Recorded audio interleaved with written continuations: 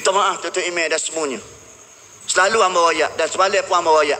Hamba kata sebenarnya masjid ini bukan milik Tok Imam, bukan milik Tok Bila, bukan milik Tok Siok, bukan milik jawatan kuasa, bukan milik sesiapa. Rumah ini adalah rumah Allah. Allah Ta'ala yang memilikinya. Tuan rumahnya ialah Allah SWT.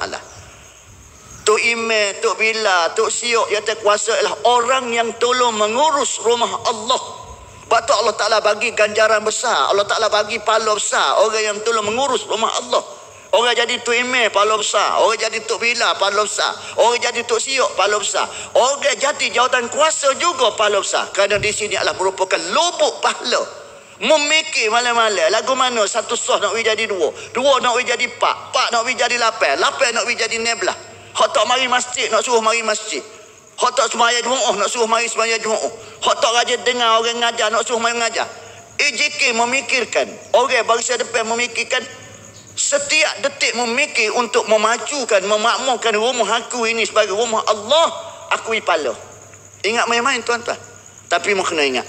Mu kena ingat. Kalaulah mu menyebabkan sebab mu lah, maka orang tak mari. Virus dalam masjid yang menyebabkan orang kohok-kohok. Berlakunya demikian perkara-perkara dan getih dalam masjid, mu kena ingat. Mu yang nampak pala saja. Tapi dalam masa yang sama mu merupakan virus dalam rumah aku, menunggu. Sebaliknya.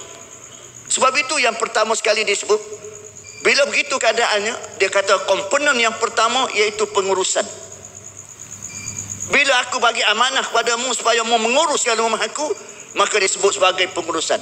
Siapa dia di barisan hadapan? Sudah tentulah pegawai masjid dan jawatan kuasa masjid. Kalaulah pengurusan orang duduk di barisan depan, orang sendiri ni mana belum lagi kita nak lawan dengan musuh sana, bukan nak perang dengan musuh sana. Sama kita pun gila duduk tembok tu. Sama kita pun gila cocok mencocok. Sama kita sama cah keting. Cuba bayar kita nak lawan musuh di luar sana nak lawan musuh di luar sana. Kalau dalam mukim masjid pada Pak Ahmad, mukim pada Pak Ahmad, ribu-ribu anak mukim. Bagaimana kita nak lawan dengan anak mukim kita, sedangkan kita duduk di barisan hadapan, sama sendiri pun duduk main cah keting, sama sendiri pun kita bom, sama sendiri pun macam-macam 1001 dah. Allahu Rabbi ya Karim. Sudah tentu kita tidak akan dapat mengurus dengan sebaik mungkin. Rugi saja tuan-tuan.